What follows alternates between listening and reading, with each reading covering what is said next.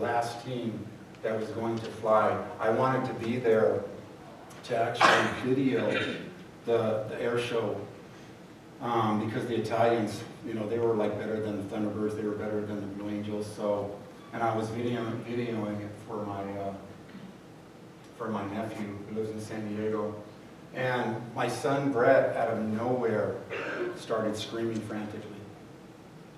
And I asked my wife at the time, I said, hey, can you please just take Brett home? You know, I said, I just want to finish filming the video. And she said, okay. I told her I would get a ride from somebody else. And so I moved over about 75 feet. And as I was filming the air show, the solo pilot, they were making the shape of a heart. And the solo pilot actually was coming under, and instead of piercing the heart, the solo pilot actually clipped one of the other airplanes. And I filmed 2 airplanes landing on actually crashing on the runway in about a 2,000-foot fireball. But the third, the solo pilot, actually landed 75 feet to the left of where I was at. I had climbed up on a little building. And 76 people died. And I jumped off the building, and I can't even tell you what I saw. You know, I have post-traumatic stress disorder from what I saw. And all I did was run. You know, I ran all the way to the front of the base and just sat down. And I had been baptized 2 years before that. You know, and for years, even to this day, I've wondered why. You know, why did my son start crying? Why did I move to the right 75 feet? I knew people that died there. So it was a very, you know, extreme thing that happened. I was humbled at age 28. I got a call. I was stationed at Vandenberg Air Force Base. I got a call from my brother Mike. And my brother Mike said, Chris, you need to come down to San Diego. And my brother was crying. And my brother was an emotional person. And so he said, Mom has cancer. And so we ended up flying. I was about 4 hours away, but because of traffic, I wanted to get there right away. And when I went to the hospital the next day, to Balboa Hospital, I was sitting down with my mom at bedside alone, and they had just finished all the tests. And when the doctor came up, you know, I expected him to say, your mom has a couple months, your mom has maybe a year. I was going to get a little bit more time with my mom. And the doctor walked up and told us that she has 2 weeks to live.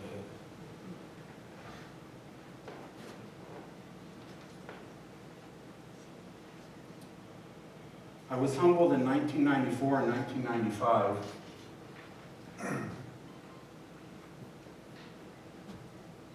The picture up on top is, I'm in Haiti. And the reason I put that picture up there is because there were several crews where we worked in Haiti. And for some reason, the person to the right, on my right side, he's the chaplain. And out of the 10 crews that we had in our combat engineering squadron, for some reason, the person in charge decided to send the chaplain to my crew. And it was kind of funny because I said, you know, do you really want to do this? Because we work like 18 to 20-hour days. But I just thought, why? You know, why would the chaplain come to my...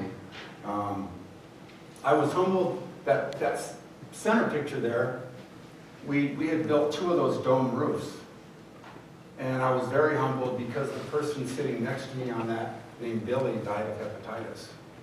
He had contracted hepatitis in the country that he was deployed in, and ended up dying from it. And I was very humbled in Haiti because as you see the bottom picture there, I cannot put into words, I don't know how many of you have been to Haiti, but I cannot put into words what you'll see when you go to Haiti.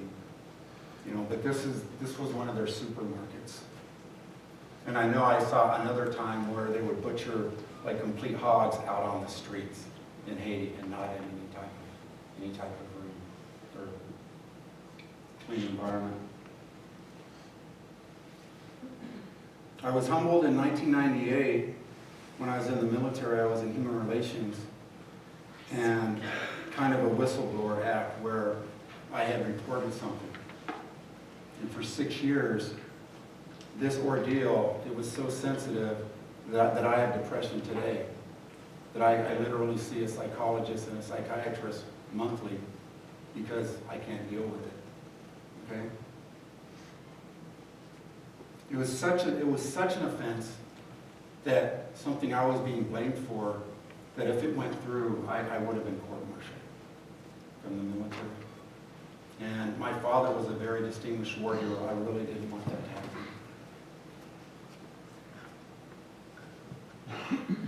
I was humbled when I went to Croatia. And me and another person had to wear civilian clothes as we're driving in Croatia because you had the Serbian rebels that were snipers. And as we got to the UN compound, that top one were bricks that were outside the UN compound. And so as we went in, we asked the gate guard, what are all the bricks? And he said, every brick is a person from Zagreb, Croatia.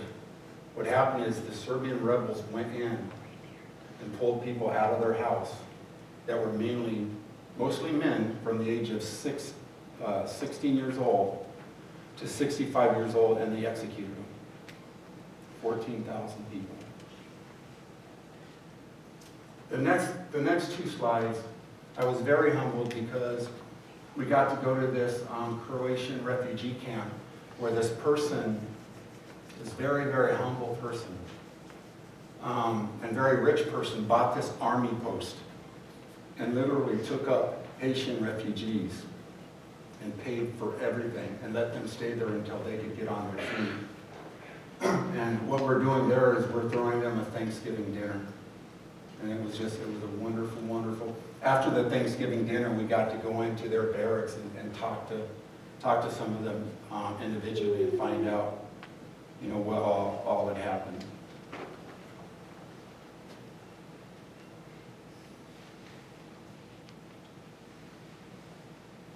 In 2006, 11 months after I retired from stress, I had a stroke. In 2012, I was humbled when my wife divorced me. And just this year,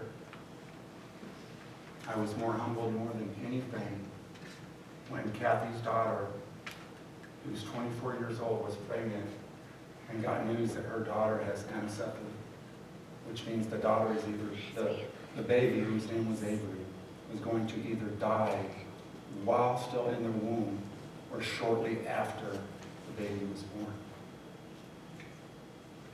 And by the grace of God, we were able to, the baby hung on, and we were able to go when the baby was born. And the baby lived for two hours, for a heartbeat. I can't put into words how strong her daughter Caitlin was, for not aborting that child. They asked me, as an aspiring pastor, what should I do? I had to call another pastor, because I was like, what do you do? What do you do in this situation? The baby's going to die. Do you abort it? And this pastor said, as Christians, as long as that baby still has a heartbeat. And the most miraculous thing that happened is after this baby was born, about 30 of us got to go in, to include Kathy's mother. And just as Kathy's mom walked in, her iPhone that didn't have Spotify, didn't have iTunes, didn't have any form of music platform on it, out of nowhere played the song, How Great Thou Art.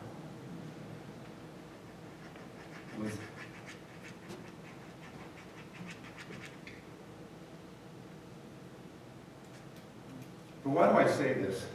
Why would I stand up here and just say I'm humbled by this? Like I said, it's not for any pity or anything like that. It's basically to show that people need to be humbled. But one of the things that I learned is that because I was in an investigative background, I truly refuted God. For the longest time, I would argue. One time, my brother was a Christian.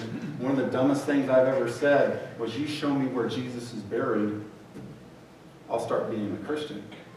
not knowing that Jesus was resurrected, That's how naive and ignorant I was.